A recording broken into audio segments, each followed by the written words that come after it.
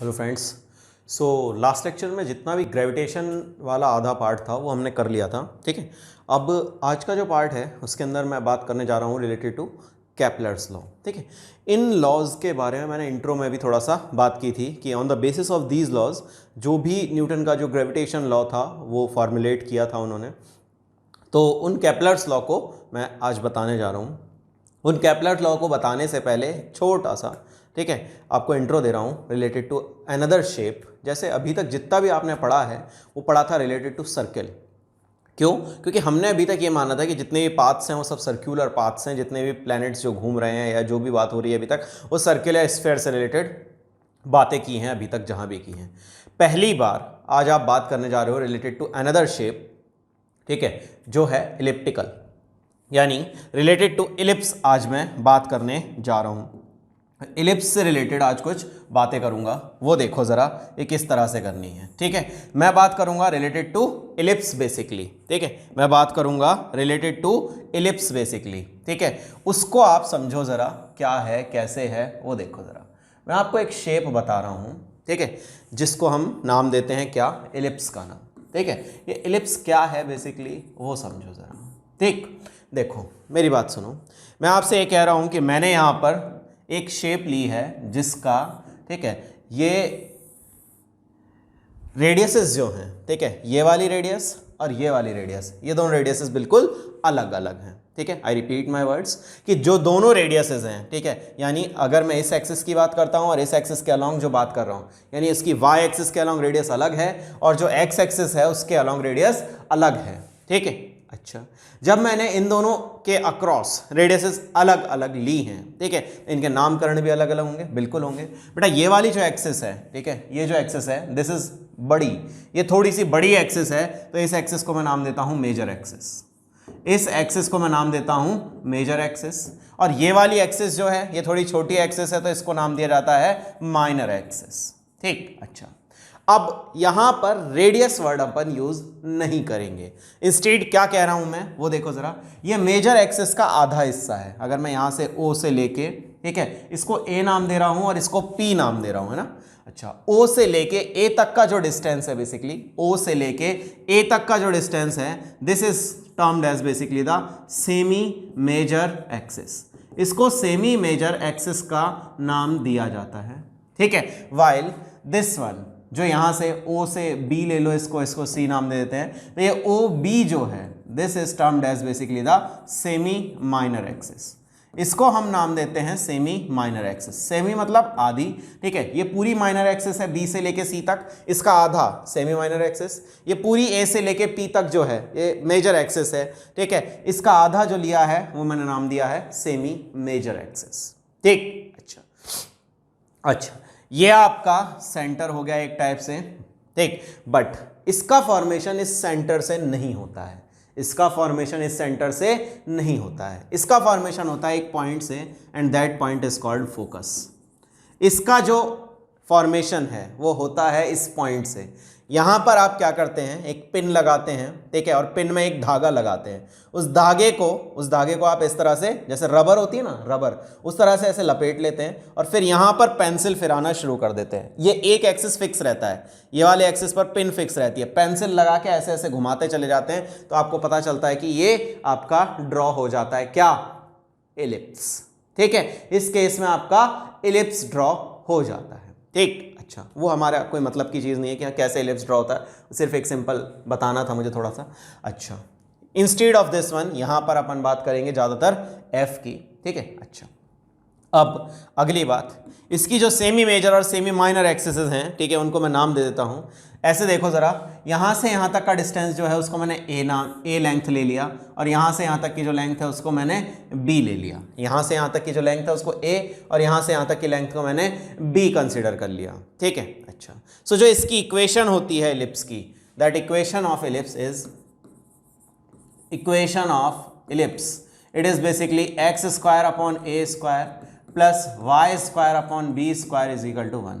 X square upon A square plus Y square upon B square. देखो X axis पर A है तो x के नीचे मैंने लिखा हुआ है X square upon A square. Similarly Y axis पर बी है, यहां मैंने लिखा हुआ है Y square upon B square equal to 1।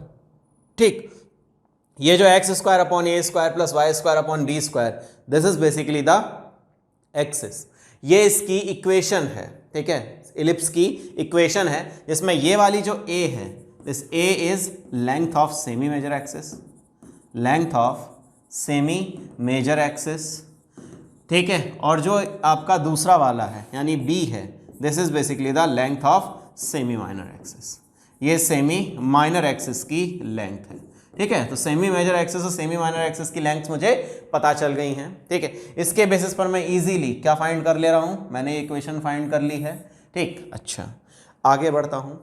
इसका जो ये फोकस होता है, इसका ये जो फोकस होता है, इसका इस सेंटर से डिस्टेंस एक फिक्स वैल्यू है, and this is basically the A multiply by E. ये वैल्यू आपकी कितनी होती है, ये वैल्यू होती है आपकी ए मल्टीप्लाई बाय ई।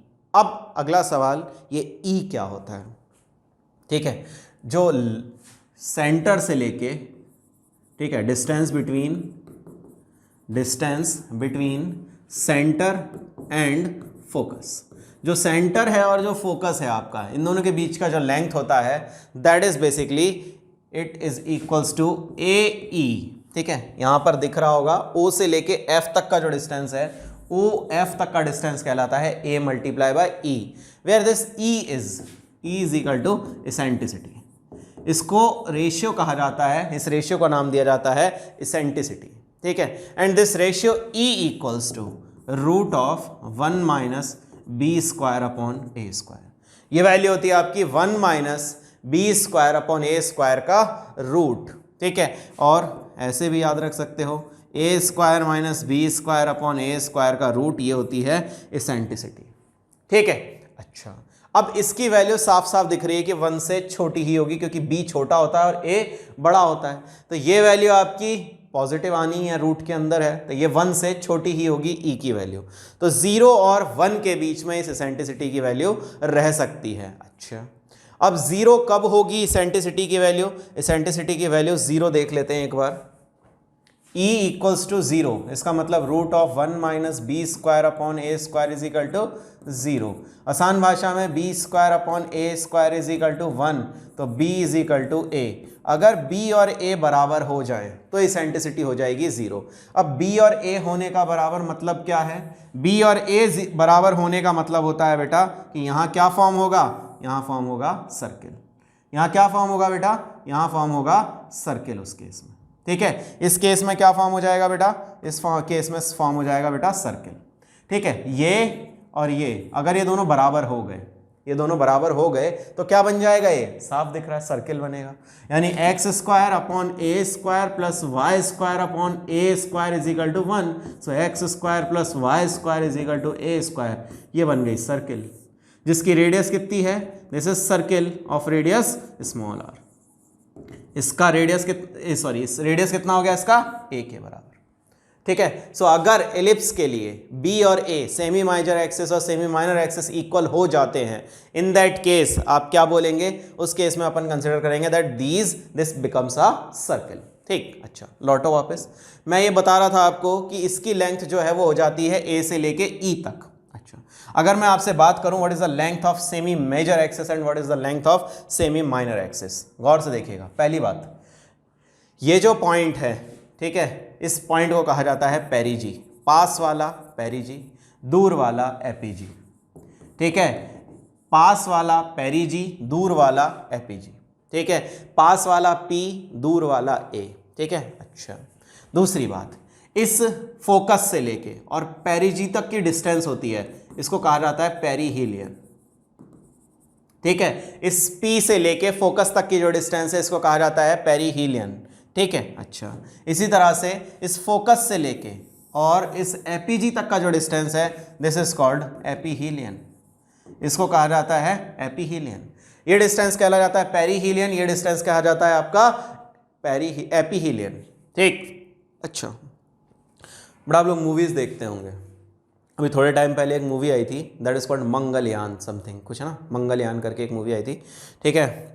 अक्षय कुमार वगैरह की थी, उसमें इन सब वर्ड्स को, ठीक है, देखा गया है। ठीक है, तो अगर आपको लगता है कि कभी ज़रूरत है तो एक बार उस मूवी के कुछ पार्ट्स को देखना। एक अच्छी मोटिवेटेड मूवी भी है और आपको ये सब चीज़ें उसमें ऐसे बताएगा भी कि यहाँ अब अर्थ तक पहुँच गया है, अब ये पेरिजी पर है, फिर यहाँ से हम फायर कराएंगे, ये सब वर्ड्स वहाँ यूज़ हुए हैं। सो आई सजेस्ट यू एक बार प्लीज़, अगर टाइम मिले, ऐसा नहीं करा पढ़ाई छोड़ के मूवी देख लेना, मैं ये कह रहा हूँ अगर टाइम मिले तो ये चीज़ ज़रूर देखना। ठीक है, और एक मोटिवेशन भी है कि हम क्या कर सकते हैं। ठीक है ना, चलो, तो ये पेरीहीलियन और ये आपकी एपीहीलियन। अगर मैं इसको नाम देता हूँ that this one is P, ठीक है, और ये आपका हो गया, जैसे ये रेडियस मान लो आर पी और इस रेडियस को मान लो आर ए। अब मैं सेमी मेजर एक्सिस और सेमी माइनर एक्सिस की लेंथ फाइंड करना जा रहा हूँ। गौर से देखना बच्चा, गौर से देखना भैया कैसे। चलो दूसरे डायग्राम में बना लेते हैं, इस डायग्राम में बहुत ज़्यादा कीड़े हो गए। आगे बढ़ता हूँ, ठीक है, एक और शेप ले लेते हैं तब बनाता हूँ उसको। देखो ज़रा, यह आपका इलिप्स है, इस इलिप्स को मैं ड्रॉ कर रहा हूँ यहाँ पर। इस इलिप्स में यहाँ पर आपका जो डिस्टेंस ड्रॉ हो रहा है दैट इज़ एफ। ये पॉइंट आपका पास वाला पेरीजी, दूर वाला एपीजी। ठीक है, ये एफ से लेके पी तक का जो डिस्टेंस है this is length of semi minor axis. ये लेंथ है आपकी सेमी माइनर एक्सिस की। इस सेमी माइनर एक्सिस को मैं फाइंड करता हूँ और ये आपकी लेंथ है that is semi major axis की लेंथ को मुझे फाइंड करना था ना, गलती। ठीक है, मैं पेरीजी एपीजी ना फाइंड करके मतलब ये वैल्यूज़ फाइंड करूँगा। ठीक है ना, सेमी मेजर एक्सिस और सेमी माइनर एक्सिस की वैल्यूज़ फाइंड करूँगा कि कितनी कितनी होंगी। ज़रा गौर से देखिएगा बेटा कि यहाँ से, अच्छा सेमी मेजर एक्सिस और माइनर एक्सिस तो हमारे पास है ना, इनकी वैल्यूज़ तो मुझे पता ही है। इसकी वैल्यू बी थी और इसकी वैल्यू ए थी। मुझे तो यही फाइंड करना है ना कि एफ से लेके और इस तक का डिस्टेंस क्या होगा और एफ से लेके पी तक का डिस्टेंस क्या होगा। ठीक है, अच्छा एक बात बताओ, यहाँ से यहाँ तक की लेंथ को क्या नाम दिया तुमने? इसको लेंथ को नाम दिया है ए ई। ठीक है, इस लेंथ को क्या नाम दिया है? ए ई। और यहाँ से लेके यहाँ तक की लेंथ कितनी है तुम्हारी? ये लेंथ है तुम्हारी ए। तो क्या तुम्हें दिख रहा है कि ए में से अगर ये ए ई माइनस कर दूंगा तो पी एफ मिल जाएगा? गौर से दोबारा देखें, मेरे पास में मुझे लेंथ चाहिए पी एफ की, तो पी एफ को, पी से लेके एफ तक के डिस्टेंस को मैं लिख सकता हूँ O P minus O F. OP minus OF लिखूंगा तो OP कितना है? A के बराबर, और OF कितना है? OF है आपका AE। गौर से देखो जरा, A कॉमन ले लिया, क्या बचा? 1 माइनस E। सो PF की वैल्यू जो है यानी distance of focus from the nearest point is basically the A 1 minus E। Similarly अगर मैं बात करना चाहता हूँ F से लेके A तक का डिस्टेंस, तो AF अगर डिस्टेंस मुझे फाइंड करना है, सो क्या मैं ऐसे लिख सकता हूँ OF प्लस OA, O से लेके F तक का डिस्टेंस प्लस O से लेके A तक का डिस्टेंस, इसको जोड़ दो, ये AE है, ये A है, तो AE प्लस A कॉमन ले लो, 1 प्लस E। बताओ जी बताओ, कहीं दिक्कत है आपको? ठीक है, इसको क्या नाम दिया है? इसको दिया है पेरीहीलियन का नाम और इसको दिया है एपीहीलियन का नाम। ठीक है, सो RA और RP का जो रेशियो है, ठीक है, it is being asked, RA और RP का जो रेशियो है ये आपसे पूछा गया है, that's why A 1 plus E upon A 1 minus E, काट पीट दे, 1 plus E upon 1 minus E is equal to RA upon RP। RA और अपॉन RP की वैल्यू है 1 plus A upon 1 minus E।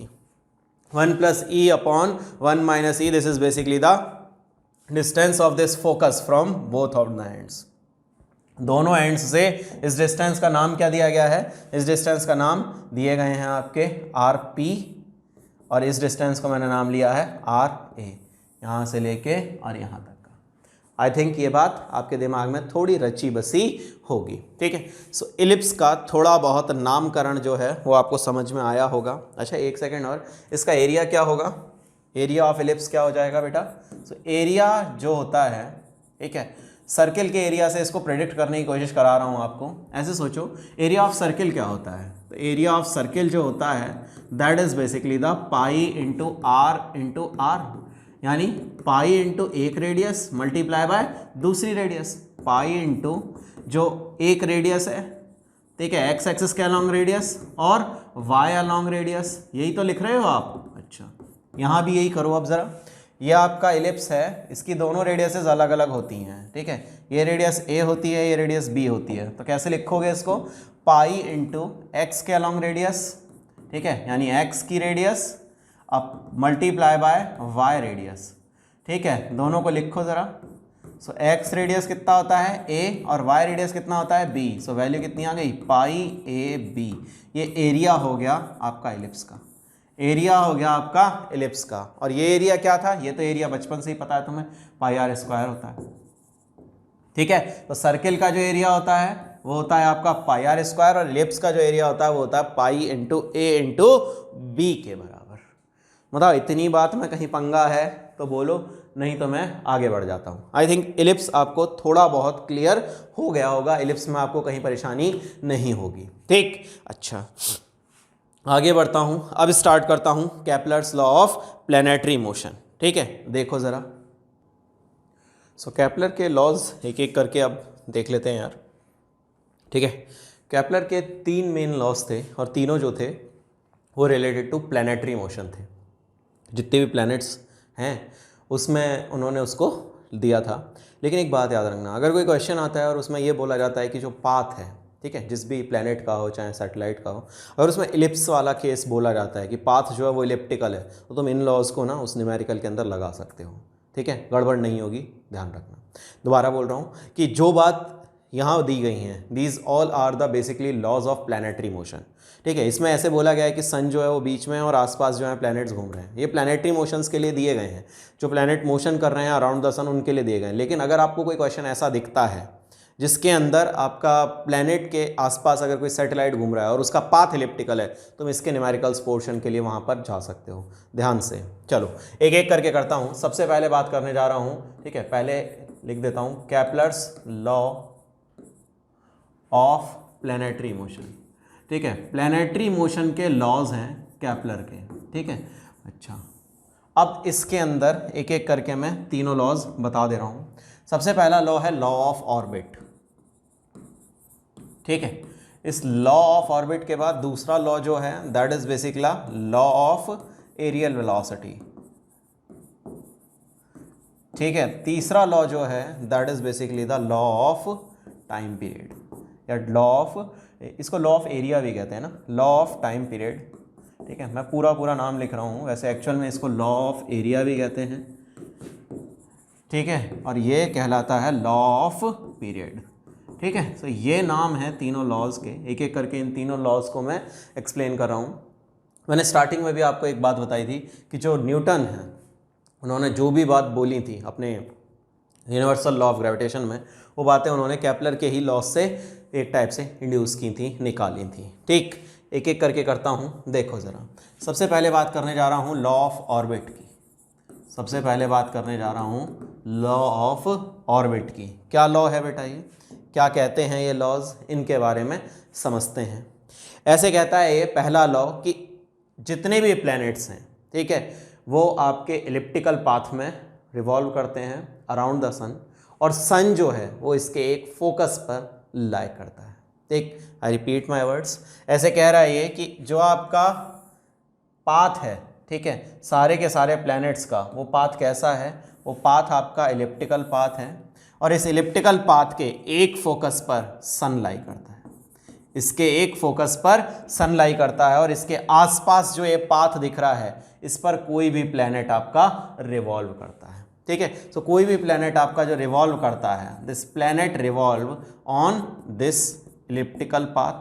ये सारे के सारे प्लैनेट जो हैं वो इलिप्टिकल पाथ में रिवॉल्व करते हैं, अच्छा, और सन जो है वो इसके एक फोकस पर लाई करता है, सन जो है वो इसके फोकस पर लाई करता है, ऐसा ये लॉ बोलता है, ठीक है। सो क्या कहता है, एज पर केपलर,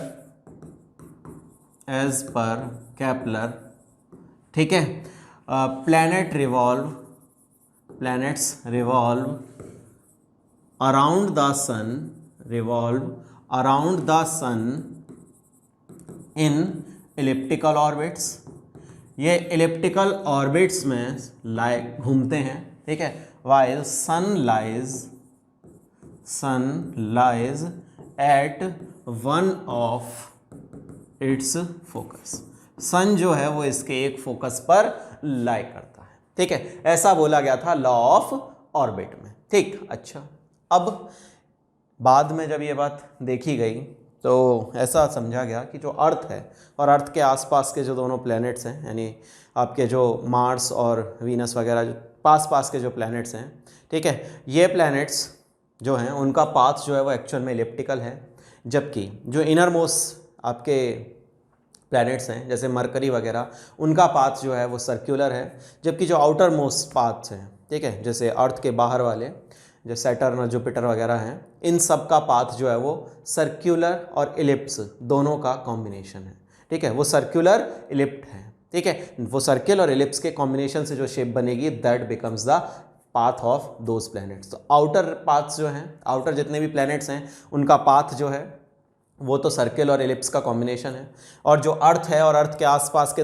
एक दो प्लैनेट्स हैं इनका पाथ जो है वो प्योरली इलिप्टिकल है, जबकि जो इनर हैं जैसे मरकरी वगैरह हैं, इस मरकरी का जो पाथ है ये बेसिकली सर्क्यूलर है, ठीक है।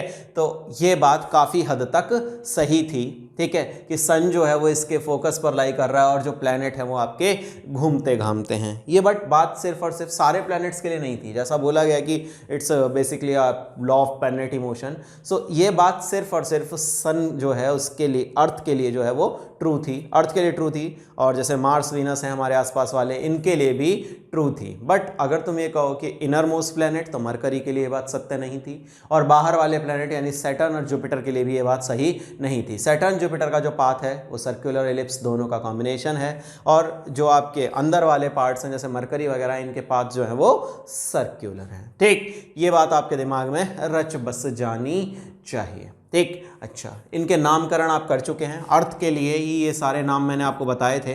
दिस पॉइंट इज बेसिकली, पास वाला क्या नाम दिया था मैंने इसको, पेरीहीलियन, और दूर वाला जो पॉइंट है जिसको नाम दिया था मैंने एपीहीलियन, ठीक है। ये सब प्लैनेटरी मोशन के लिए ही नामकरण बताए थे, ठीक है। ये डिस्टेंस, अच्छा ये डिस्टेंस पेरीहीलियन और एपीहीलियन थे, और इन पॉइंट्स का नाम जो था वो पेरीजी और एपीजी था। इन पॉइंट्स का नाम जो था वो पेरीजी और एपीजी था। जब अर्थ के मतलब ऑर्बिटल पाथ की बात करता हूँ तो ये सब नाम आपको सुनाई देंगे, ठीक। अच्छा, आगे बात करता हूँ। नेक्स्ट दूसरा जो लॉ है, ठीक है, उसके बारे में और बात कर रहा हूँ। देखो, एक छोटी सी चीज़ और समझ लीजिएगा। जैसे सर्कुलर पाथ पर अगर कोई बॉडी रिवॉल्व करती है, जैसे सर्कुलर पाथ पर कोई बॉडी रिवॉल्व करती थी, तो वहाँ पर उसका जो फोर्स है, ठीक है, टुवार्ड्स द सेंटर, वो हम इक्वेट कर देते थे और वहाँ से हमें सारी वैल्यूज़ मिल जाती थी। बट इलिप्स में ऐसा नहीं होगा, ठीक है, क्योंकि जो अट्रैक्शन फोर्स होगा टुवार्ड्स द सेंटर वो हम इक्वेट कर देते थे सर्कुलर पाथ के केस में, तो हमारे न्यूमेरिकल्स वहाँ से सॉल्व हो जाते थे, जबकि यहाँ पर ऐसा नहीं होगा, ठीक। तो यहाँ क्या होगा, किस तरह के न्यूमेरिकल्स आएंगे, अब उसके बारे में बात करते हैं। सो नेक्स्ट लॉ पर चलते हैं। नेक्स्ट लॉ के लिए बात करते हैं बेटा। Next law is basically the law of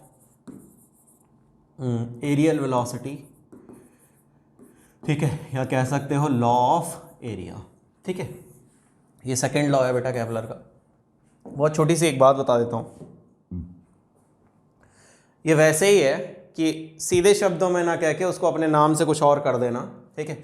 कुछ भी नहीं है बेटा, सिंपल कह सकते हो कि law of angular momentum conservation है। क्या है बेटा, law of angular momentum conservation. आसान भाषा में आपसे ये कहना चाह रहा है कि जो एंगुलर मोमेंटम कंजर्वेशन होता है उसी को इन्होंने लॉ ऑफ एरियल वेलोसिटी के नाम से आपके सामने पेश कर दिया था, ठीक है। आपको याद क्या रखना है, आपको याद रखना है law of conservation of angular momentum. देख मेरी बात एक बहुत अच्छी से सुन ले, जब भी इलिप्टिकल पाथ पर कोई भी बॉडी जाएगी, ठीक है, तो तेरा एंगुलर मोमेंटम जो है वो कंजर्व होता है। ये बात इस लॉ से तुझे समझ में आ जाएगी, ठीक। गौर से देखना है एक बार, ऐसे सोच ज़रा। अभी इस लॉ के बारे में छोड़ दे, पहले मेरी बात सुन ले। टाउ एक्सटर्नल इस केस में 0 है, कोई भी एक्सटर्नल टॉर्क इस केस में बॉडी को नहीं मिल रहा है, ठीक है। टाउ की वैल्यू क्या होती है, टाउ होता है तुम्हारा dl/dt, ठीक है। सेकंड लॉ से लिख सकते हो, जैसे फोर्स dp/dt होता था वैसे ही टॉर्क जो है वो dl/dt हो जाएगा। जब मैं dl/dt को 0 लिख देता हूँ तो l क्या हो गया, l हो गया मेरा बच्चा कांस्टेंट। l जब कांस्टेंट हो गया इसका मतलब क्या हुआ कि अगर टाउ एक्सटर्नल कांस्टेंट है मींस एंगुलर मोमेंटम जो है, एंगुलर मोमेंटम जो है दैट रिमेन्स कंजर्व या फिर कांस्टेंट। एंगुलर मोमेंटम कंजर्वेशन यहाँ पर हमेशा रहता है, यहाँ पर एंगुलर मोमेंटम जो है वो हमेशा कंजर्व रहेगा, कांस्टेंट रहेगा। इसी बात को दूसरे शब्दों में उन्होंने लॉ ऑफ एरियल वेलोसिटी के नाम से समझा दिया था, ठीक। अच्छा, एंगुलर मोमेंटम किसके इक्वल होता है, एंगुलर मोमेंटम होता है mvr के, ठीक है, और mvr क्या हो गया यहाँ पर, mvr हो गया कांस्टेंट, ठीक है। अच्छा, मास तो एक बार कांस्टेंट है ही है क्योंकि एक ही प्लेनेट घूम रहा है तो उसी के लिए बात करेंगे, बट वेलोसिटी और रेडियस के बीच में यहाँ रिलेशन क्रिएट कर दिया, ठीक है। If mass is equal to constant, अगर मास सेम है या कांस्टेंट है, so v into R is equal to constant. ये बात को, ठीक है, कहने का तरीका थोड़ा सा अलग था बस खाली केपलर का। देख कैसे उन्होंने इस बात को कहा था वो समझ जरा। ऐसे बता ज़रा कि ये तेरे पास में लेट अस सपोज एक इलिप्स है, ठीक है। इस इलिप्स के लिए अगर मैं बात करता हूँ, ठीक है, सो इस इलिप्स में अगर मैं बात करता हूँ तो देखना ज़रा क्या हो रहा है मेरे पास में ये हो रहा है कि यहाँ पर, ठीक है, एक बात देख ज़रा, ये बोल रहा है तुझसे कि एक प्लेनेट है, ठीक है, जो यहाँ पर रखा हुआ है, ठीक, और यहाँ से इसका फोकस है और इस फोकस से मैंने डिस्टेंस को नापा। ये डिस्टेंस क्या हुआ, ये डिस्टेंस मैंने तेरा मान लिया आर मिनिमम। इस डिस्टेंस को मैंने क्या मान लिया, आर मिनिमम। और ये डिस्टेंस जो है ये तेरा डिस्टेंस है आर मैक्सिमम के बराबर। ये डिस्टेंस जो है ये तेरा डिस्टेंस है आर मैक्स के बराबर, यानी मैक्सिमम डिस्टेंस है ये फ्रॉम दिस फोकस। ये साफ दिखता है तुम्हें, इसमें कोई परेशानी नहीं है। अब ज़रा एक बात बताओ कि यहाँ पर जो वेलोसिटी होगी, एक प्लैनेट है जो इस पर घूम रहा है, जब एक सिंगल प्लैनेट जो है वो घूम रहा है, तो सिंगल प्लैनेट जब घूम रहा है तो मास मेरा कांस्टेंट हो गया क्योंकि एक ही वैल्यू है हर जगह पर, तो मास मेरा कांस्टेंट हो गया because a single planet revolves, a single planet revolve. तो ऐसा थोड़ी होगा कि वो पास होगा तो ज़्यादा भारी होगा और दूर जाएगा तो हल्का हो जाएगा, तो सिंगल प्लैनेट रिवॉल्व कर रहा है, दैट्स वाई। अब सुन जरा, ऐसे कह रहा है कि एक ये पॉइंट है तेरे पास में जिसको P नाम दिया था और एक ये पॉइंट है A नाम दिया था। इन दोनों पॉइंट्स पर एक बार के लिए एंगुलर मोमेंटम कंजर्व कर दो, ठीक है, एंगुलर मोमेंटम कंजर्वेशन, ठीक है, at A and P। A और P पॉइंट्स पर मैंने एंगुलर मोमेंटम कंजर्वेशन लगाया, तो ज़रा गौर से देखना, एंगुलर मोमेंटम कंजर्वेशन लगाऊंगा तो m v into R minimum. यहाँ पर स्पीड जो है उसको मैंने v1 बोल दिया, यहाँ जो मेरी स्पीड है उसको मैंने v2 बोल दिया, ठीक है। तो m, ठीक है, into v1 into R minimum is equal to m into v2 into R maximum, यही हुआ, ठीक। अच्छा, अब मास तो सेम है दोनों जगह पर क्योंकि प्लैनेट तो सेम ही घूम रहा है, मास सेम है, मतलब v1 R min is equal to v2 into R max. v1 into R min equals to v2 into R max. जरा गौर से देख, आर मिनिमम और आर मैक्सिमम की वैल्यू तुझे पता है, ठीक है। सो क्या तुझे साफ दिख रहा है कि v1 और v2 की वैल्यूज जो है वो तेरी आर मैक्स और आर मिन के बराबर हो गई। अच्छा, ज़रा गौर से देखना, v1 और v2 का रेशियो जो है वो आर मैक्स अपॉन आर मिन के बराबर हो गया। मतलब यहाँ पर एक बात समझ में आ रही है कि ये जो v1 होगा, ठीक है, this v1 is equal to v max and v2 जो होगा ये आपका v मिनिमम होगा, यानी मिनिमम डिस्टेंस के करस्पॉन्डिंग जो वेलोसिटी होगी वो ज़्यादा होगी और जो मैक्सिमम डिस्टेंस के करस्पॉन्डिंग वेलोसिटी होगी वो मिनिमम होगी, ठीक। मतलब जब प्लैनेट पास आएगा तो तेज चलेगा, जैसे जैसे प्लैनेट दूर जाएगा वैसे वैसे प्लैनेट की चाल जो है वो धीमी हो जाएगी। जब वो पास रहेगा तो तेज चलेगा, दूर जाएगा तो धीमा हो जाएगा, ठीक है। यही एंगुलर मोमेंटम का रिजल्ट था, ठीक है, और इसी को केपलर ने किस वे में कहा था वो मैं बताता हूँ, ठीक। बट उससे पहले एक बार फिर से देख लीजिए कि जो वेलोसिटी है at minimum distance and at maximum distance, these velocities are basically v1 upon v2 is equal to R max upon R min. तो आप ये कह सकते हो कि v1 जो है it must B v max and v2 जो है it must B v minimum. Maximum distance के प्रोपोर्शनल मैक्सिमम होगी, मिनिमम डिस्टेंस के प्रोपोर्शनल मिनिमम होगी। अच्छा, यानी आर मैक्स की जो वैल्यू है वो आई थी आपकी a1 प्लस ई के बराबर और आर मिन की वैल्यू आई थी a1 माइनस ई के बराबर is equal to v max और v मिन। यानी मैक्सिमम और मिनिमम वेलोसिटी का जो रेशियो होगा, मैक्सिमम और मिनिमम वेलोसिटी का जो रेशियो होगा that is 1 plus E and 1 minus E. ये वेलोसिटीज का जो रेशियो होगा ये 1 माइनस ई और 1 प्लस ई के रेशियो में होगा, ठीक है। मतलब जब प्लैनेट पास होगा फोकस के, या कह सकते हो सन के पास होगा, यहाँ पर वेलोसिटी जो होगी इस प्लैनेट की वो बहुत ज़्यादा होगी, यहाँ वेलोसिटी जो होगी वो बहुत ज़्यादा होगी और यहाँ वेलोसिटी जैसे ही दूर पहुँचेगा तो मिनिमम, ठीक है। यहाँ फोकस है, ये डिस्टेंस आपका आर मिनिमम, और ये डिस्टेंस आपका आर मैक्सिमम। आर मिनिमम के करस्पॉन्डिंग वेलोसिटी मैक्सिमम होगी और आर मैक्सिमम के करस्पॉन्डिंग वेलोसिटी मिनिमम होगी। बताओ इस बात को तुम्हारे भेजे ने अपने दिमाग में उतारा कि नहीं उतारा? ठीक है, तो आसान बात यही थी कि जब पास होगा तो तेज चलेगा, दूर होगा तो धीमे चलेगा। इस बात को कैसे कहा गया वो समझो। This is nothing but just the law of area. क्या कहता था? इन्होंने अपनी भाषा में ये कहा कि जब आपका कोई भी प्लेनेट, ठीक है, ये लेट अस सपोज ये आपका इलिप्टिकल पाथ है, इस इलिप्टिकल पाथ पर ये आपका प्लेनेट जो है वो घुमा मार रहा है, ठीक है, यहाँ पर आपका फोकस है और इस फोकस पर आपका सन प्रेजेंट है, ठीक है। तो ये कहता है कि planet sweeps equal area in equal interval of time. Planet sweeps equal area in equal interval of time. ध्यान से मान लीजिए कि प्लैनेट एक जो तेज चल रहा था वो यहाँ से लेकर और यहाँ तक आया, कितने टाइम में? उसने टाइम लिया मान लीजिए t, ठीक है। तो जब वो धीमे चलेगा यहाँ पर तो वो बहुत कम यहाँ से यहाँ तक का डिस्टेंस कवर कर पाएगा। ये भी डिस्टेंस कवर किया है इसने टाइम t में। तो इन्होंने ये कहा था कि जो प्लैनेट है वो जितना एरिया यहाँ स्वीप करेगा, वो यहाँ से यहाँ तक चला तो सन के मतलब फोकस पर ये कुछ एरिया बनाएगा, ये एरिया, ठीक है, और ये वाला जो एरिया है इतने ही टाइम में ये इक्वल एरिया कवर करेगा। यानी इस पार्ट का एरिया, इसको नाम दे रहा हूँ AFB। AFB का जो एरिया होगा, area of AFB must be equal to area of FCD। तो जो एरिया होगा, एरिया ऑफ FCD, ये एरिया इक्वल होगा in equal interval of time. In equal interval of time, equal interval of time में ये जो area यहाँ पर स्वीप कर रहा है, ये एरिया बिल्कुल बराबर होगा किस एरिया के? इस वाले एरिया के। ये एरिया बिल्कुल बराबर होगा इस एरिया के।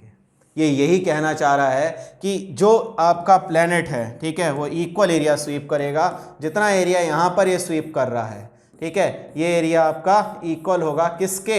यहाँ जो ये एरिया स्वीप करेगा इस एरिया के, ठीक है। इस बात को बिल्कुल दिमाग में रचा बसा लो, ठीक है। अब यहाँ से भी यही बात पता चल रही है कि जब दूर होगा तो कम एरिया स्वीप कर रहा है, तो कम डिस्टेंस कवर कर रहा है। कम एरिया तो बराबर स्वीप कर रहा है, बट यहाँ पर जो डिस्टेंस आ रहा है वो डिस्टेंस कम हो जा रहा है। ये जो डिस्टेंस है ये कम हो जा रहा है। इसी बात को इन्होंने बोला था और इसी बात को इन्होंने बोला था। दोनों बातें जो हैं law of conservation of angular momentum के नाम से जान लो इसको, चाहे आप केपलर के दूसरे लॉ के नाम से इस बात को जान लो, ठीक। जब ये यहाँ पर टी टाइम में चलेगा तो टी टाइम में इसने कवर किया है यहाँ से यहाँ तक का डिस्टेंस, जबकि इसने टी टाइम में यहाँ से लेके और यहाँ तक का डिस्टेंस कवर किया है। टी टाइम में इसने यहाँ से लेके और यहाँ तक का डिस्टेंस कवर किया है। तो कौन तेज चल रहा है? साफ दिख रहा है ये तेज चल रहा है, क्योंकि इसने ज़्यादा डिस्टेंस कवर किया है उसी टाइम इंटरवल में जितने टाइम इंटरवल में इसने छोटा डिस्टेंस कवर किया है। बता मेरी बात समझने में आई तेरी, या फिर तेरे को अभी भी कोई कन्फ्यूज़न है? ठीक है। तो क्या बोलता है ये लॉ? बोलता है कि a planet sweeps equal area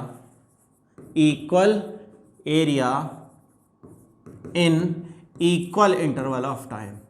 equal interval of time में, ठीक है, प्लैनेट जो है वो इक्वल एरिया स्वीप करेगा, equal area sent at focus, sweeps equal area in equal interval of time at focus.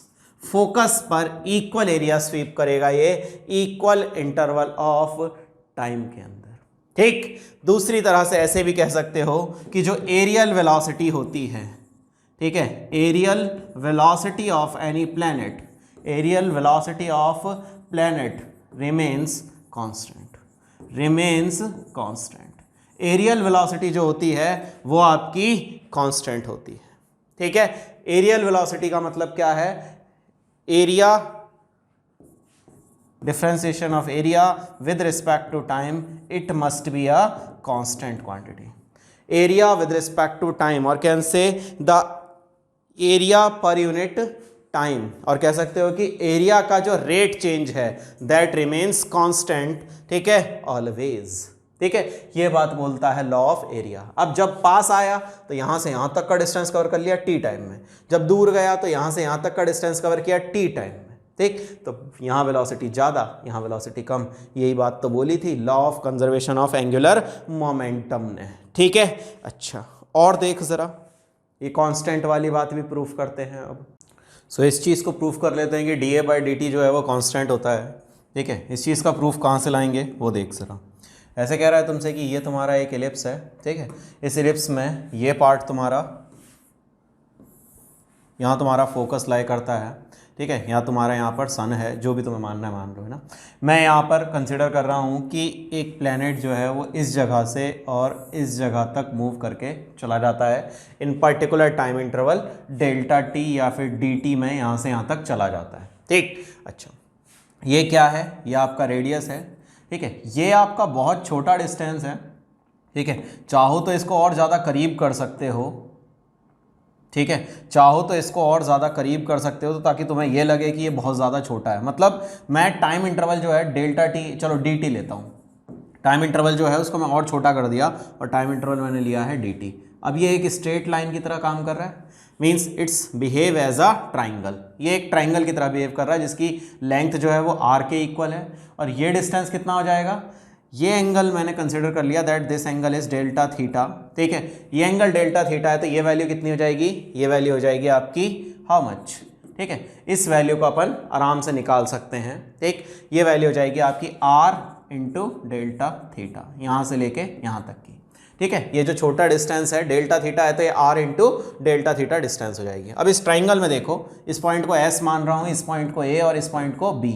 इस ट्राइंगल में देख रहे हो अब आप एस, ठीक है, ए और बी ट्राइंगल में, एस ए बी ट्राइंगल में। ठीक है, in triangle S A B, in triangle S A B, जो एस ए बी ट्राइंगल है इसके अंदर अगर मैं बात करता हूँ तो बेस और परपेंडिकुलर हाफ इंटू बेस है आपका आर इंटू डेल्टा थीटा और परपेंडिकुलर है आर के बराबर। ठीक है, यही एरिया होता है। तो change in area in particular time, so change in area per unit time is basically 1/2 into R square into delta theta. इधर टाइम से डिवाइड किया है तो इधर भी टाइम से डिवाइड किया। ठीक, अच्छा 1/2 R square into delta theta upon delta T. Delta theta upon delta T हो गया मेरे बच्चा ओमेगा। ठीक है, so delta A upon delta T is basically half R square omega. ठीक, अच्छा अब मैंने क्या किया, m से मल्टीप्लाई किया और m से डिवाइड किया, m से मल्टीप्लाई किया और m से डिवाइड किया, तो मुझे क्या मिला, मुझे मिला delta A by delta T is equals to delta A by delta T is equal to M R omega square upon 2 times M.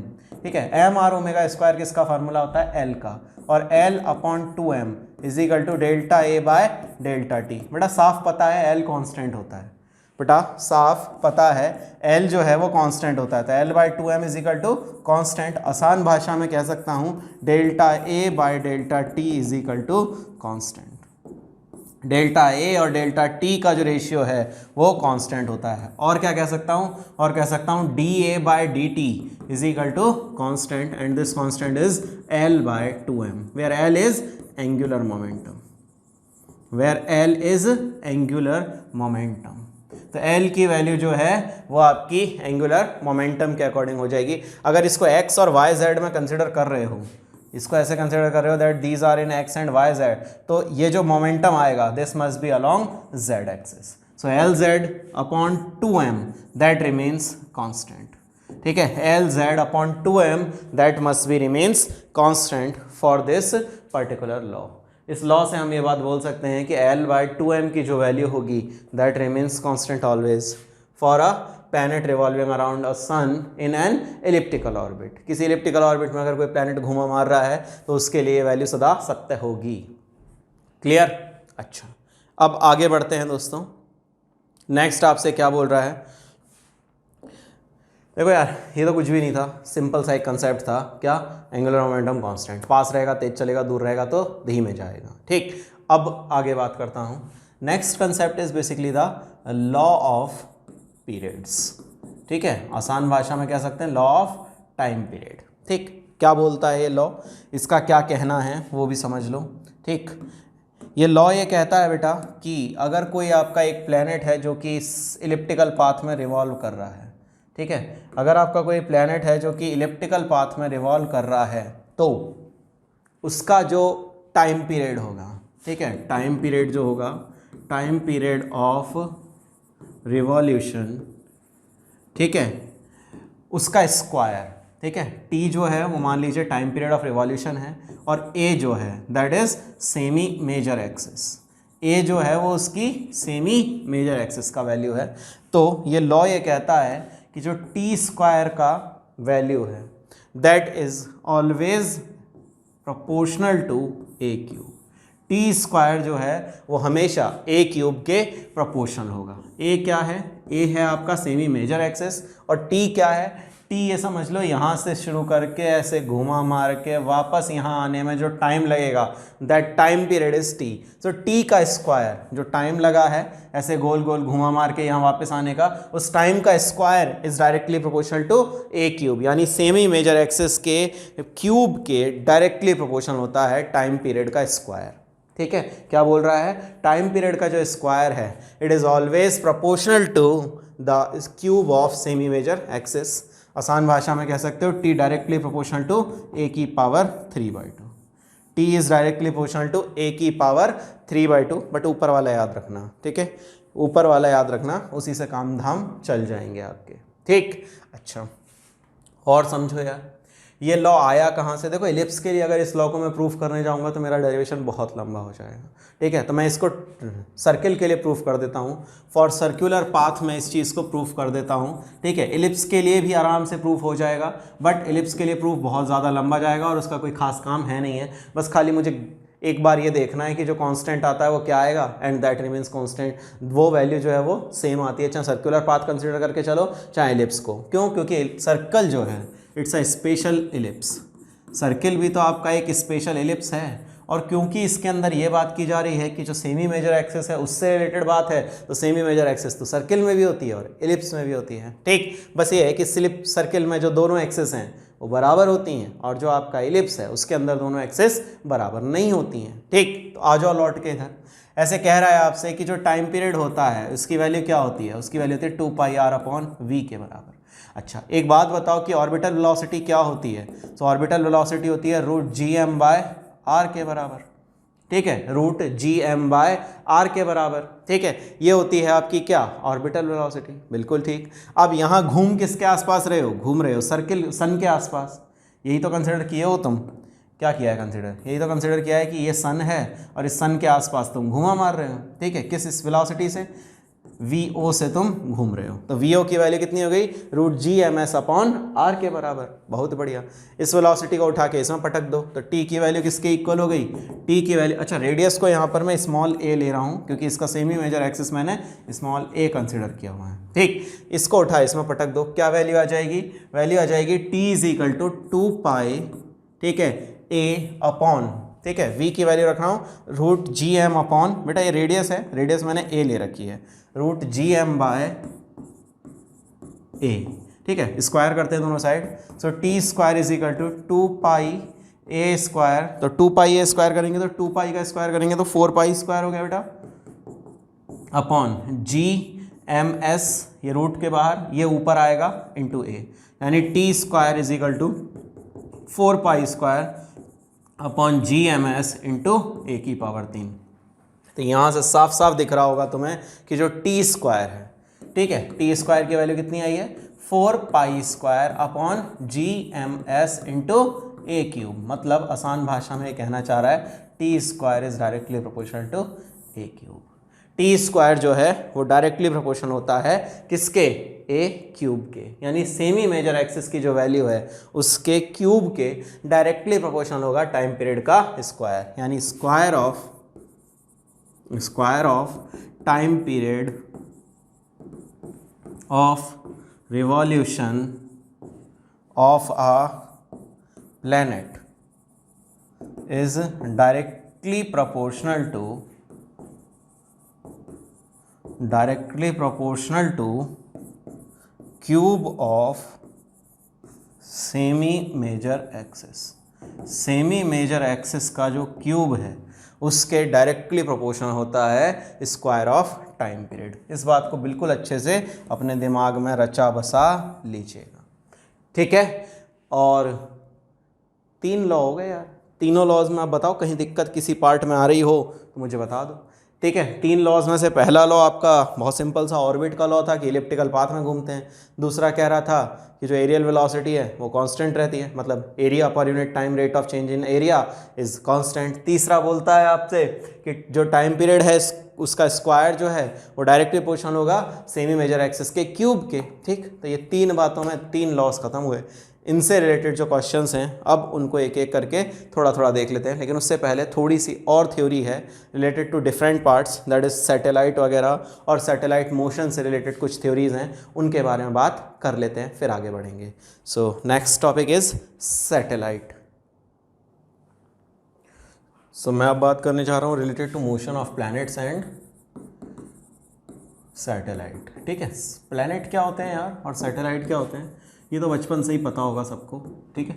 ये बात तो सबको पता होगी, जो सन के आसपास घूमते हैं, रिवॉल्व अराउंड सन, उनको कहा जाता है प्लैनेट। और जो आपके रिवॉल्व अराउंड एनी प्लैनेट, ठीक है, उनको कहा जाता है सैटेलाइट, ठीक है। अच्छा, इनको अपने जो भी पाथ है उसमें किस तरह से पहुंचाया जाता है सैटेलाइट को, वहां जाने के बाद में इनके पास कितनी वेलोसिटी होती है, ये सब चीज़ें के बारे में बात कर रहे हैं। सैटेलाइट्स को रॉकेट्स के थ्रू जो है वो धरती से और उस प्लैनेट के अंदर जिस भी पाथ पर इनको घूमना है उस तक पहुंचा दिया जाता है, ठीक है। अच्छा, जब प्लैनेट के आसपास कोई भी सैटेलाइट रिवॉल्व कर रहा होता है तो कुछ अजम्पशंस आपको कंसिडर करनी होती हैं। ये कंसिडर करनी होती हैं कि जो सैटेलाइट है उसके ऊपर सिर्फ और सिर्फ प्लैनेट जो है, ठीक है, ये आपका अगर प्लैनेट है तो इसके घूमने का इफ़ेक्ट जो है वो इग्नोर करना होता है, ठीक है। क्योंकि प्लैनेट भी आपको पता है कि सैटेलाइट जो है वो तो घूम ही रहा है, इसके अलावा प्लैनेट भी तो आपका घूम रहा होता है, तो आपको ये कंसिडर करना होता है कि सैटेलाइट जो है वो तो घूम रहा है लेकिन प्लैनेट का जो मोशन है उसको आपको इग्नोर करना होगा, तब आप सैटेलाइट के मोशन को ढंग से पढ़ पाएंगे, ठीक है। तो ये एक जो बातें हैं जो ध्यान रखनी होंगी आपको दिमाग में, इसके मोशन को आप निग्लिफाई करेंगे।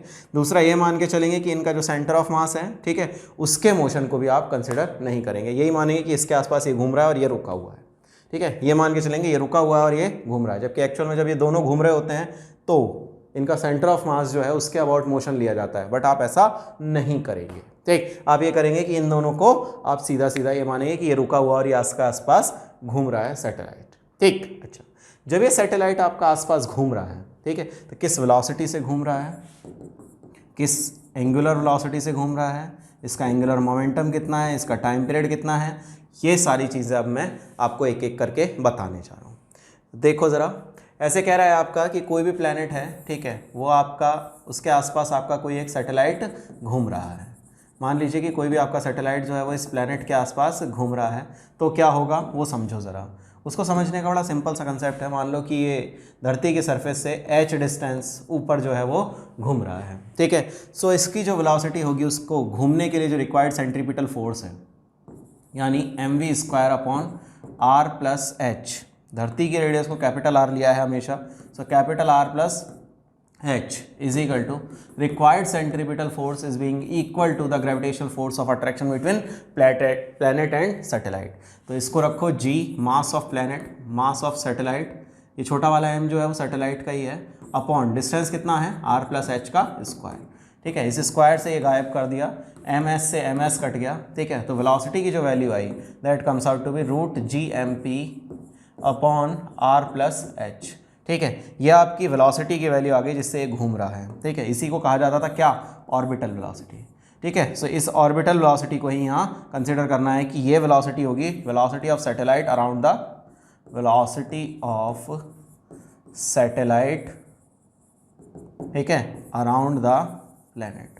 प्लैनेट के अराउंड जो है यही वेलोसिटी होगी सैटेलाइट की जिससे ये घूम रहा है, ठीक। अच्छा, सो ये हो गया सबसे पहला बात, वेलोसिटी ऑफ सैटेलाइट की बात, ठीक है। अच्छा, दूसरी बात पर आ जाओ यार।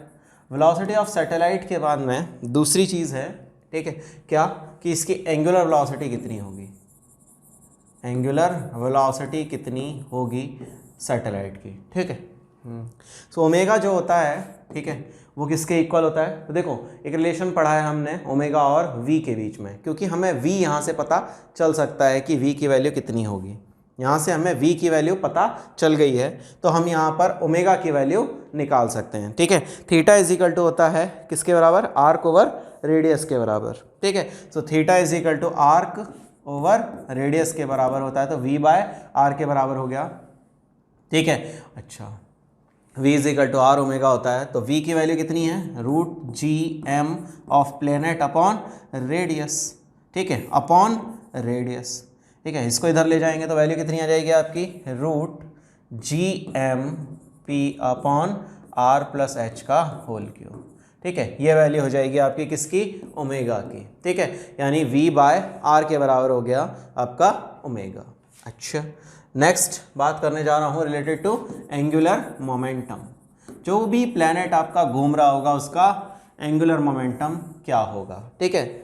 सो एंगुलर मोमेंटम क्या होता है? एल इज इक्वल टू होता है एम वी आर के इक्वल, मास तो सैटेलाइट का जो घूम रहा है, velocity root G M by R into R के बराबर। इस आर को अंदर लेके आओगे और इस एम एस को भी अंदर ले जाओगे तो root G M into M S square into R square upon R के बराबर है। इसको काटो, रूट जी एम, ठीक है, एम एस इंटू आर मतलब कैपिटल आर प्लस एच का whole square, and that's the answer for L. ये हो गई आपकी एल की वैल्यू। नेक्स्ट बात करने जा रहा हूँ टाइम पीरियड ऑफ सैटेलाइट, ठीक है। टाइम पीरियड ऑफ सैटेलाइट की, कोई भी सैटेलाइट है आपका, उसका टाइम पीरियड जो है धरती के आसपास घूमने में कितना होगा, तो बड़ा सिंपल सा कंसेप्ट है, वो देखते जाओ जरा। सो टाइम पीरियड जो है it is equals to 2 by omega, ठीक है। 2 तुम्हारे पास है ही है, ओमेगा की वैल्यू तुमने अभी निकाली है, ये रही तुम्हारे पास ओमेगा की वैल्यू, ठीक है। So root G M P upon small R ले लेता हूँ, आर प्लस एच को, आर की पावर 3, ठीक है, ऊपर ले जाते हैं। So T is equal to 2 pi, ठीक है, रूट ऑफ, ठीक है, R cube upon G M P, square कर लेते हैं बेटा दोनों साइड। जब दोनों साइड स्क्वायर करेंगे तो क्या मिलेगा बेटा? तब मिलेगा मुझे T square is equal to 4 pi square A की पावर, सॉरी आर की पावर 3, आर की power 3 upon G M of planet. ये टाइम पीरियड का स्क्वायर हो गया आपका 4 pi square R cube upon G M P के इक्वल, ठीक है। ये किसी भी सैटेलाइट का जो किसी प्लैनेट के आसपास small R distance, small R को आप क्या लिख सकते हो? कैपिटल आर प्लस एच, ठीक है, कैपिटल आर प्लस एच। तो यहाँ से साफ दिख रहा होगा कि आपको ये बात पता चल गई है कि टी स्क्वायर जो है वो डायरेक्टली प्रोपोर्शनल होता है आर प्लस एच के क्यूब के। यही बात तो आप याद करके बैठे हो जब से, ठीक है। अच्छा, आगे बढ़ता हूँ। अगर किसी प्लैनेट का, ठीक है, अगर कोई एक सैटेलाइट है आपका, ठीक है, जिसका टाइम पीरियड जो है, कोई सैटेलाइट है आपका जिसका टाइम पीरियड जो है, किसी सैटेलाइट का टाइम पीरियड अगर, ठीक है, 24 आवर्स होता है, किसी का टाइम पीरियड अगर 24 आवर्स होता है, then that planet is termed as basically the geostationary satellite. तब उस प्लैनेट को क्या कहा नाम दिया जाता है? इस प्लैनेट को नाम दिया जाता है इस सैटेलाइट को नाम दिया जाता है जियो स्टेशनरी सैटेलाइट। एक ऐसा सैटेलाइट जिसका टाइम पीरियड जो है वो 24 घंटे होता है, वो जियो स्टेशनरी सैटेलाइट आपका कहलाता है। बोलो, ये बात समझ पड़ी, पल्ले पड़ी, कोई दिक्कत है क्या इसमें? जियो स्टेशनरी सैटेलाइट वो सैटेलाइट होते हैं जिनका टाइम पीरियड जो होता है वो 24 आवर्स होता है, ठीक। अच्छा, अब जितने जियो स्टेशनरी सैटेलाइट हैं उनकी हाइट जो है वो फिक्स रहती है। जियो स्टेशनरी सैटेलाइट्स ऐसे जिनकी हाइट जो है वो फिक्स रहती है, वो कैसे? देख जरा, T square is equal to 4 pi square upon G, ठीक है, एम पी, ठीक है, इंटू आर की पावर 3, यही तो फार्मूला होता है। अच्छा, टी निकाल, टी तुझे पता है, टी कितना है? 24 इंटू 3600, क्योंकि सेकंड में लेना पड़ेगा, is equal to 4 pi square, G की वैल्यू तुझे पता ही है बचपन से, ठीक है, और मास ऑफ अर्थ आपको पता ही है, ठीक है। मास ऑफ अर्थ कितना है? 6 इंटू 10 की पावर 24। अगर मैं तुझसे कहूँ कि यहाँ से आर क्यूब की वैल्यू निकाल ले तो तुम इजीली कैलकुलेट कर सकते हो। यहाँ से तुम्हें पता चल जाएगा कि आपकी जो डिस्टेंस है फ्रॉम द सेंटर ऑफ अर्थ कितना होगा। तो यहाँ से आप वैल्यू निकालेंगे, कितनी आएगी? So R cube is equal to 24 into 3600 into 6.67 into 10 की पावर -11 इंटू 6 इंटू 10 की पावर 24 अपॉन, ठीक है, 4 पाई स्क्वायर, ठीक है। इससे जब आप कैलकुलेट करेंगे then you get the value for R cube, ठीक। अच्छा, इसकी वैल्यू अपन निकाल सकते हैं इजीली, कितनी आएगी ये? यहाँ से जब पूरी वैल्यू को सॉल्व किया जाता है, ठीक है, इसमें भी इसको पूरे को कैलकुलेट करने के अलावा यहाँ से अगर हम लोग h की वैल्यू फाइंड करते हैं, क्योंकि देखो r प्लस एच का होल क्यूब आएगा यहाँ पर कोई नंबर, उसके बाद जब हम h को कैलकुलेट करते हैं, ठीक है, r को इसमें से r क्यूब को माइनस करके, तो h की वैल्यू जो निकलती है that comes out to be 35,786 kilometre above the earth surface, ठीक है, अबव अर्थ सरफेस। ये वैल्यू हमें मिलती है किसकी? h की, यानी अर्थ की सरफेस से अप्रॉक्स इसको लगभग 35,800 किलोमीटर अपन कंसिडर कर लेते हैं अर्थ की सरफेस से, ठीक है। पर्टिकुलरली इक्वेटर से अगर बात करता हूँ तो इक्वेटर से 35,800 किलोमीटर के ऊपर, ठीक है, किसी भी एक लॉन्गिट्यूड पर आपका इस जो स्टेशनरी सैटेलाइट को फिक्स कर दिया जाता है और फिर वो सैटेलाइट जो है वो आपका उसी पर्टिकुलर प्लेस पर घूमता रहता है। अब देखो इसको जियो स्टेशनरी क्यों कहेंगे, उसकी वजह क्या है? मान लो कि आपने किसी एक एल्टीट्यूड पर इसको फिक्स कर दिया। अब ये अर्थ जो घूमेगी, ठीक है, ये अर्थ जो घूमेगी अपने एक्सिस पर, ये भी घूमेगी 24 आवर्स में, और ये जो सैटेलाइट है ये भी घूमेगा 24 आवर्स में। तो जहाँ ये, जैसे ये है, यहाँ प्लेन जिस स्पीड से ये घूम रही है उसी स्पीड से ये घूम रहा है, तो क्या किसी एक प्लेस के ऊपर जस्ट ये फिक्स रहेगा हमेशा? तो जब किसी एक प्लेस के ऊपर फिक्स रहेगा that's why it is termed as geostationary satellite, ठीक है। तभी इसको कहा जाता है जियो स्टेशनरी सैटेलाइट, जिसका टाइम पीरियड फिक्स है, जिसकी हाइट जो है वो अर्थ सरफेस से फिक्स है। इसका टाइम पीरियड कितना है? इसका टाइम पीरियड है 24 आवर्स, जो अर्थ का टाइम पीरियड है स्पिनिंग का, और जो इसका हाइट है above earth surface that is 35,800 kilometre. इतना ऊपर ये इक्वेटर से आपकी घूमती है। ये चीज़ थोड़ा सा ध्यान रखिएगा, आपके काम आएगा ये कंसेप्ट तो, ठीक। अच्छा, इसके बाद में नेक्स्ट एक टॉपिक और बचता है, that is basically the next is जो ब्रॉडकास्टिंग रीजन होता है किसी भी सैटेलाइट का, ठीक है, वो ब्रॉडकास्टिंग रीजन जो है आपका वो कितना होता है। लास्ट उससे रिलेटेड और बात कर लेता हूँ, फिर आगे बढ़ जाऊँगा। तो देखिए ज़रा, नेक्स्ट बात करने जा रहा हूँ broadcasting region of any satellite, ठीक है। ब्रॉडकास्टिंग रीजन क्या होता है यार?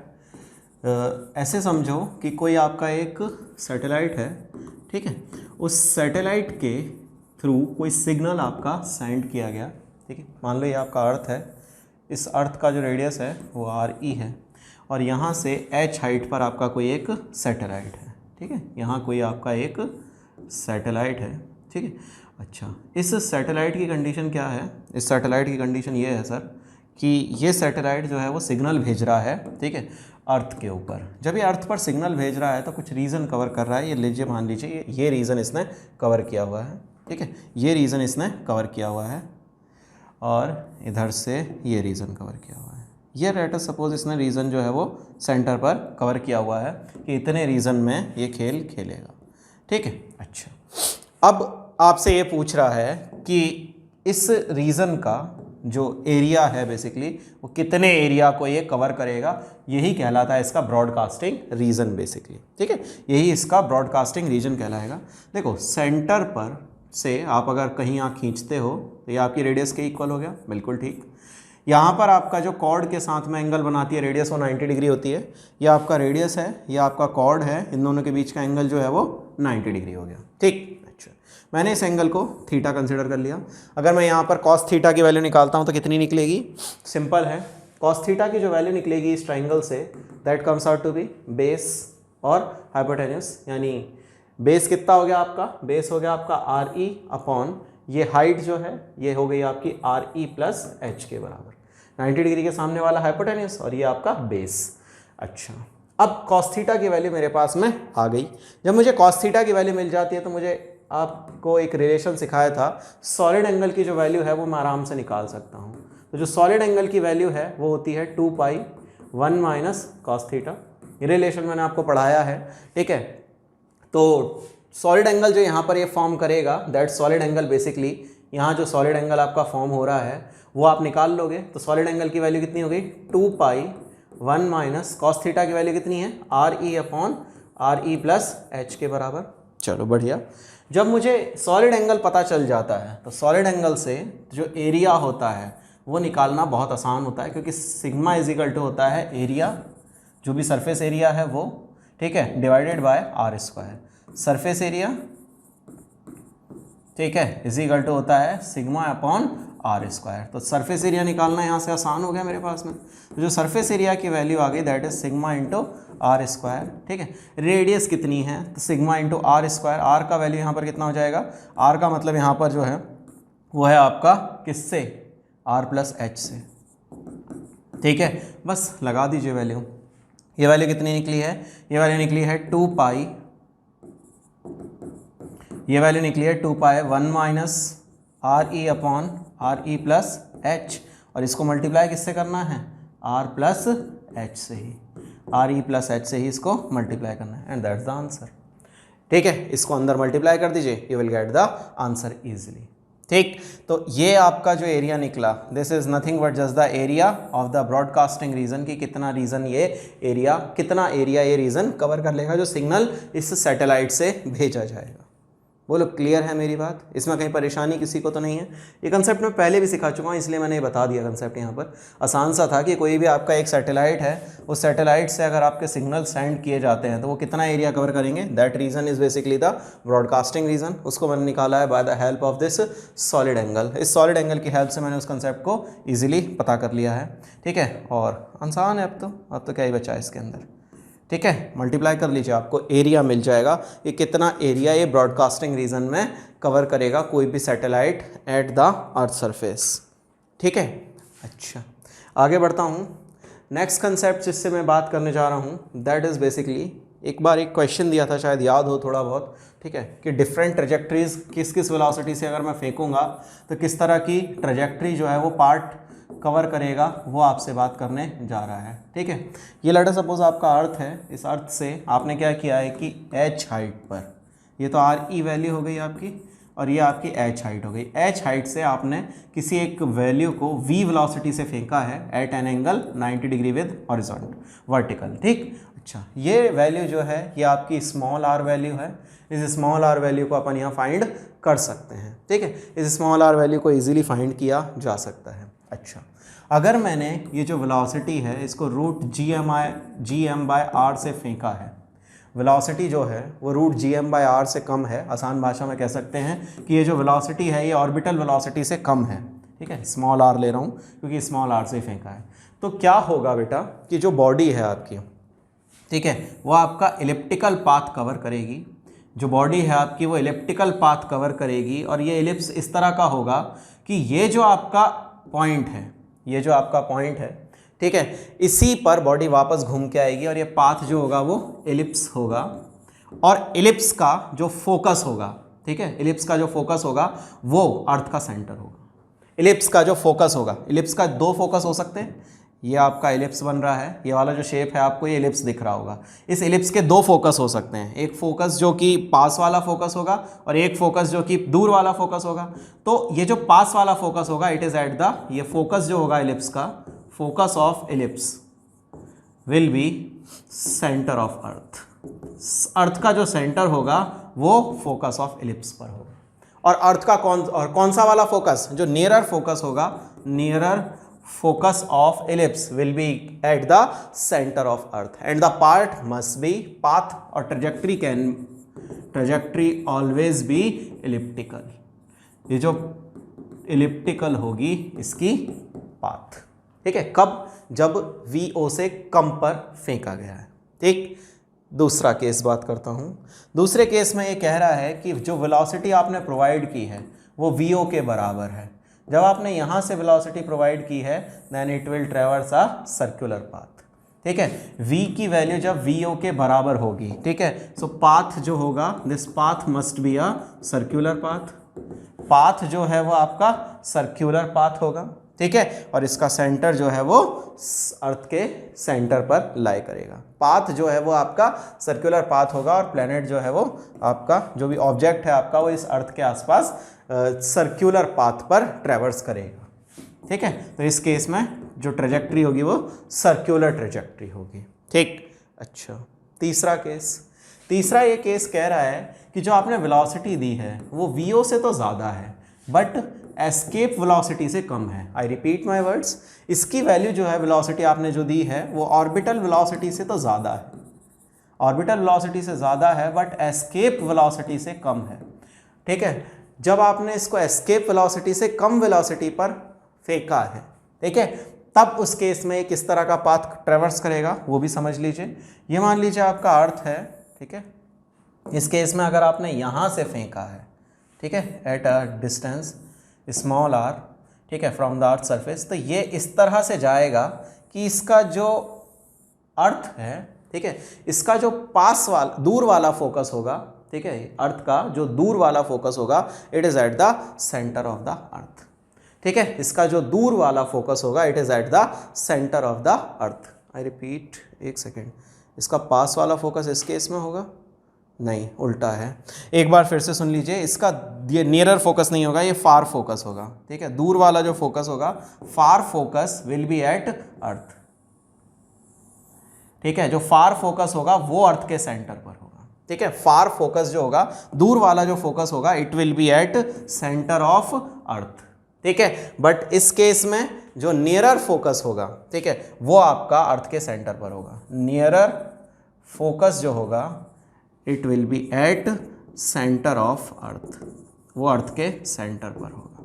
ठीक है, इन दोनों को मैं एक डायग्राम में फिर से बता रहा हूँ, देख लेना ज़रा। ऐसे कह रहा है कि ये आपका अर्थ है, यहाँ से आपने फेंक दिया। ठीक है, आपने 2 बार फेंका है, एक बार फेंका है आपने इस तरह से, तो ये इस तरह के पाथ को ट्रेवर्स करके आ जाएगा। ठीक है, ये आपका जो अर्थ का सेंटर है ये इसके फार फोकस पर होगा। फार फोकस और पास वाले फोकस का क्या कंसेप्ट है वो समझ लो ज़रा। देखो, मान लो कि आपका अर्थ जो है, ठीक है, वो एक यहाँ पर प्लेनेट है आपका, यहाँ से मतलब आप कोई चीज़ फेंक रहे हो, तो ये तो नियरर फोकस हो गया और ये वाला फार फोकस हो गया।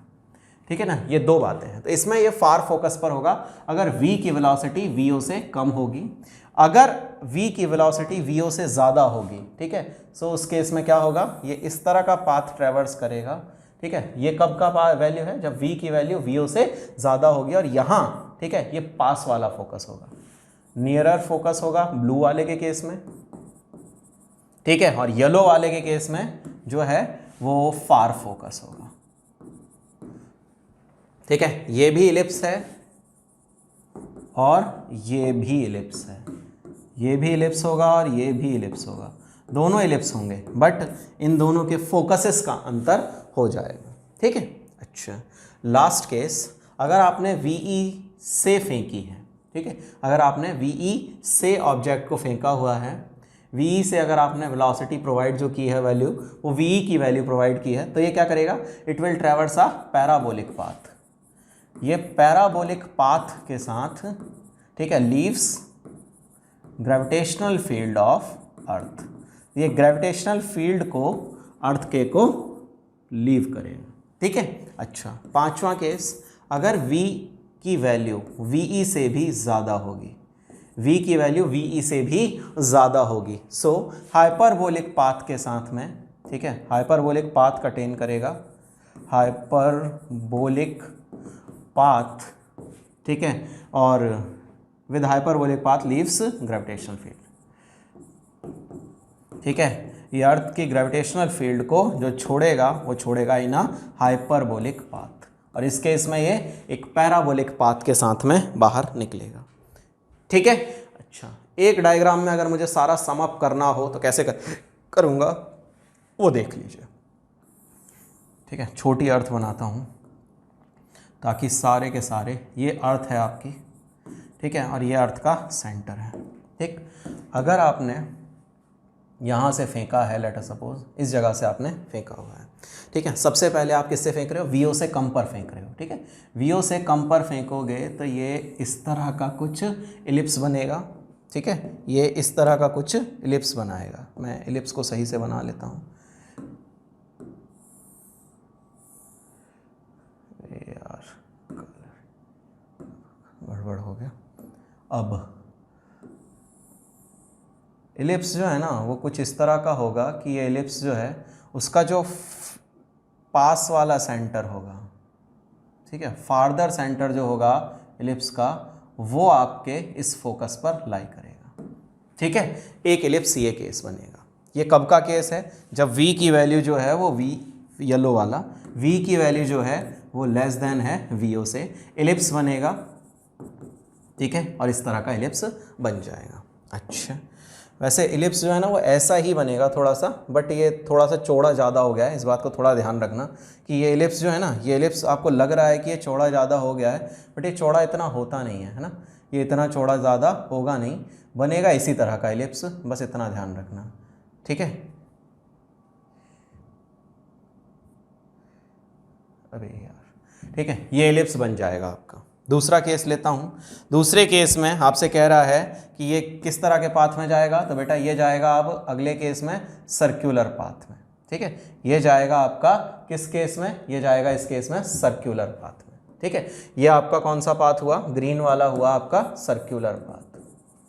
सर्क्यूलर पाथ पर कब जाएगा? जब v की वैल्यू vo के बराबर होगी। ठीक है, तीसरे केस में फिर से इलिप्स बनेगा, तीसरे केस में फिर से ये इलिप्स बनाएगा। ठीक है, बट किस तरह का इलिप्स बनाएगा वो समझने वाली बात होगी। देखो ज़रा, अब ये इलिप्स बना रहा है इस तरह का कि इसका जो फोकस है, ठीक है, वो नियरर फोकस जो है वो यहाँ लाई कर रहा है, इसका नियरर फोकस जो है वो यहाँ पर लाई कर रहा है। पिंक के केस में नियरर फोकस यहाँ लाई कर रहा है सन के केस में। ठीक है, तो ये आपका कब का केस हुआ? ये भी इलिप्स है। ठीक है, जब आपने v जो है वो vo से ज़्यादा पर फेंका है। अगर आप ve से v पर फेंकते हैं, ठीक है, तब ये यहाँ से पैराबोलिक पाथ के साथ बाहर जाएगा। ठीक है, v की वैल्यू ve के बराबर हो तो, ve की वैल्यू ve के बराबर हो तो पैराबोलिक पाथ, और अगर आपका v की वैल्यू जो है वो आपकी ve से बड़ी है, v की वैल्यू ve से बड़ी है, तो पाथ होगा इसका हाइपरबोलिक। ये सारे नाम आपको याद रखने पड़ेंगे एट एनी कॉस्ट। बताओ जी, ये समझने में आया आपको या फिर इसमें कहीं कोई पंगा लग रहा है? ठीक है, तो ये एक इजी सा पार्ट था, ठीक है, जिसको आपको समझना था कि किस किस तरह की ट्रेजेक्ट्री जो है वो बॉडी गवर्न करेगी किस किस केस में पर्टिकुलर। ठीक है, तो ये ग्रेविटेशन से रिलेटेड सारा पार्ट था जो थ्योरी था बेसिकली। ठीक है, so that's all for this day. Bye bye, take care दोस्तों।